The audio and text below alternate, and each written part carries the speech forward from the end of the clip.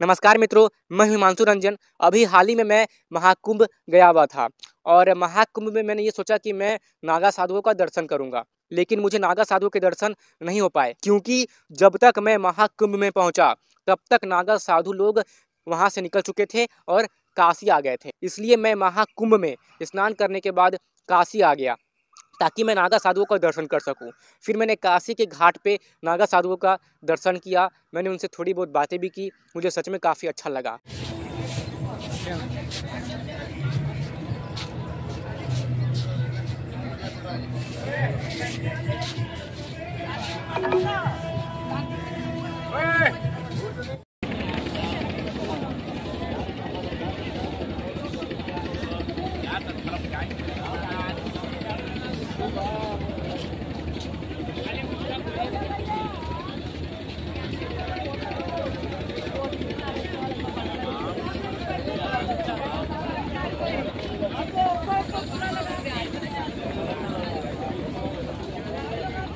ले भाई, चल जल्दी ले भाई।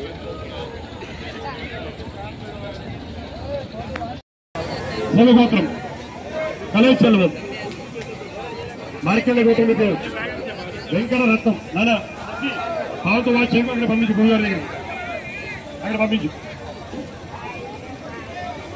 వెంకటరమణ గోత్రం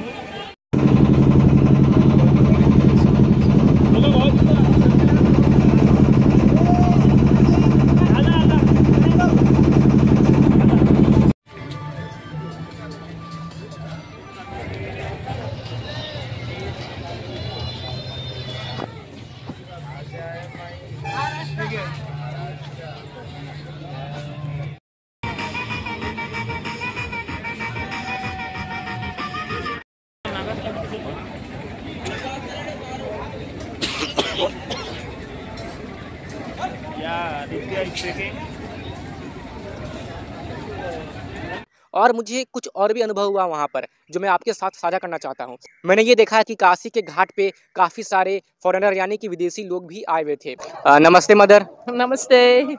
सो from where you are coming in India? From the Netherlands. From Netherlands. Yes. How are you feeling in India? I think it's really special. It's so different, like I'm used to see in the Netherlands. And I like all the colorful people, and everybody's very friendly and curious. So have you taken the holy dip in Ganga? How do you feel? How I feel about the Ganga? Or what do you mean?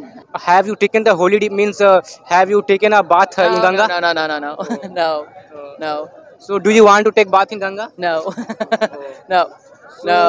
It's not my religion, and I think it's for the people who really believes, and not for the Western people. I saw that there are many foreigners Yeah, really? who came here and they have taken the holy dip. Oh, really? So Yeah. so why they are taking the holy dip? Can you explain? Well, maybe they want to feel the experience, but I don't believe they will really feel it how the Indian people feel it, the worship and everything. I think they cannot feel that, so I don't know why they do it, because they want to be like the other people. I think I don't know. So can I ask that why you got attracted to come here and see all this spiritual journey of Indian people? Well, I already booked my ticket to Varanasi, and I didn't knew the festival was. But well, they told me before I came, and it's great. I was here 20 years ago. I was in Varanasi, and it was really quiet. But I love to see all those people and worshipping and all those crowds, and yeah, it's beautiful. Have you visited Mahakumbh in What's Prayagraj? no? So do you like Bharatiya people means Indian people? Yeah, I do like. They're friendly. Yeah, they're really friendly. Are they cooperative? Yes. And what about your experience in India? Means I want to ask that for how many days you are staying in India? Oh, I'm just here for 5 days in Varanasi, and then I go to Guwahati. So Guwahati in Assam. Yeah, Assam. Yes. Yes. And later I go to Bhutan. So Bhutan is my real purpose. Yeah. So you came here alone? Yep. So it is your passion to move here and there all over the world? and observing another country religions? Yeah, I've been to many countries before, and well, I'm a nurse, and I Oh. see a lot of people from different cultures at my place, and I think because I travel so much, I understand people more about the other religions and the other cultures, so I can take care of them on a better way because of my travelings. Do you understand Hindi? No. So Namaste. if you don't understand Hindi, then how you're managing here? Because many people, I think, cannot speak here English. The Varanasi people, they speak English, but the people from the south or India or somewhere, they don't speak English. Yeah, just few words Mhm. and pointing and so. But here in Varanasi, you can manage with English. Oh. Yeah. So the final question is that what do you think about Indian culture and the religion Sanatan Dharma means Hindu Dharma, Hindu religion? Sorry, again. I want to ask that in India, the majority of the religion is Hindu, means Sanatan. So, what do you think about Sanatan Dharma, means India's majority religion, Hinduism? What do you think about it? What I think about it, Yes. it's good. It's great. Yeah, people have to believe what they want. Yeah. Okay. So, if you don't mind, can I ask that you are married or you are just alone? I'm married. Yeah, I You have, have I have daughter a and son? family. One daughter. One daughter. Yeah. Yeah. So, they are studying in Netherlands. Yeah. Okay, mother. Namaste. Dhanyavad. Thank you. Thank you. Thank you. How to say thank you in Netherlands language? Dankjewel. नमस्ते Namaste. वो वहाँ के नज़ारे को दृश्य को देख रहे थे, है ना, फोटो वगैरह क्लिक कर रहे थे और हमारे भारतीय संस्कृति को समझने का प्रयास कर रहे थे। वो थोड़े हैरान थे कि और इस बात पे थोड़ा सोच रहे थे कि भारतीय संस्कृति कितनी महान है और इसकी महत्व कितनी अधिक है। और उनमें से मैंने कुछ अंग्रेजों में ये पाया कि वे हिंदू धर्म का पालन कर रहे हैं, ठीक है, वे धार्मिक हो रहे हैं। मैंने वहाँ पर ये देखा कि एक महिला जो कि एक अंग्रेजी महिला है, वो किसी साधु के साथ बैठ कर के साधना कर रही है और अध्यात्म को समझने का प्रयास कर रही है। साथ ही में मैंने एक महिला से बात भी की, ठीक है, उसमें कुछ टेक्निकल इशू आ गए थे तो उनकी बात मैं रिकॉर्ड नहीं कर पाया माइक में। खैर, मैंने उनसे क्या बात किया और उन्होंने मुझसे क्या कहा, मैं अभी आपके साथ साझा कर देता हूँ। तो जब मैं वो धार्मिक अंग्रेजी महिला से बात कर रहा था तो उन्होंने मुझसे ये कहा कि मुझे भारतीय सनातन वैदिक धर्म बहुत ही पसंद है, मुझे भारत के लोग बहुत ही पसंद है, भारत के लोग बहुत ही सहयोगी होते हैं और एक दूसरे की सहायता करने के लिए हमेशा तत्पर होते हैं।